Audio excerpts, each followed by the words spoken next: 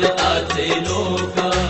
भारताचे एक सार्वभौम समाजवादी धर्मनिरपेक्ष लोकशाही गणराज्य घडवण्याचा व त्याच्या सर्व नागरिकास सामाजिक आर्थिक व राजनैतिक न्याय, विचार अभिव्यक्ती, विश्वास, श्रद्धा व उपासना यांचे स्वातंत्र्य, दर्जाची व संधीची समानता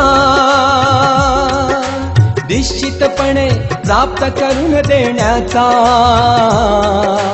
आणि त्या सर्वांमध्ये व्यक्तीची प्रतिष्ठा व राष्ट्राची एकता आणि एकात्मता यांचे आश्वासन देणारी बंधुता प्रवर्धित करण्याचा